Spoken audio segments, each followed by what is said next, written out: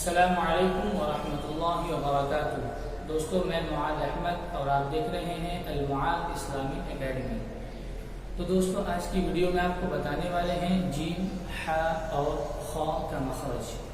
تو آئیے دوستو شروع کرتے ہیں مخارج الحروف۔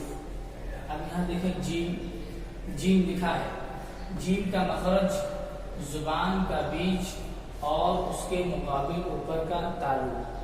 زبان کا بیچ اور اس کے مقابل اوپر کا تعلق، یعنی زبان کا وہ حصہ جو بیچ میں ہے اور اس کے مقابل اوپر کا جو تعلق ہے، جب وہ زبان اس سے لگتی ہے تو ادا ہوتا ہے جیم جیم۔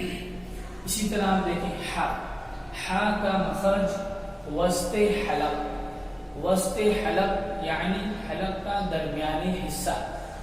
دوستو، آپ کو بتا دیں کہ حلق کے تین حصے ہوتے ہیں۔ ایک تو ہوتا ہے جو منہ کی طرف جاتا ہے اور ایک حصہ وہ ہوتا ہے جو سینے کی طرف جاتا ہے، لیکن ایک حصہ اور ہے جو درمیان میں رہتا ہے، جو بیچ کا حصہ ہے اسے کہتے ہیں وسط حلق، یعنی حلق کا درمیانی حصہ، اور یہاں سے ادا ہوتا ہے اسی طرح خ کا مخرج ادنائے حلق۔ ادنا حلق یعنی حلق کا وہ حصہ جو منہ کی طرف جاتا ہے۔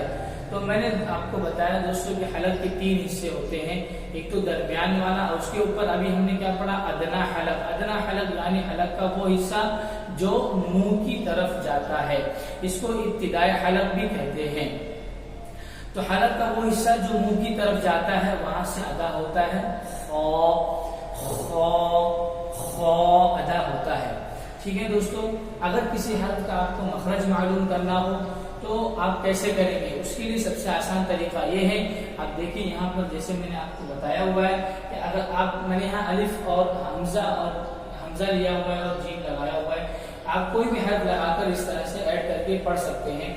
ٹھیک ہے، الف لیا، اس کے اوپر میں نے زبر لگایا اور جس حرف کا آپ کو مخرج معلوم کرنا ہے میں نے اس حرف کو یہاں پر لکھ دیا ہے۔ جیسے مجھے جیم کا مخرج معلوم کرنا ہے تو میں نے جیم لگایا اور اس کے اوپر ہمیں کیا لگانا ہے، جزم لگانا ہے۔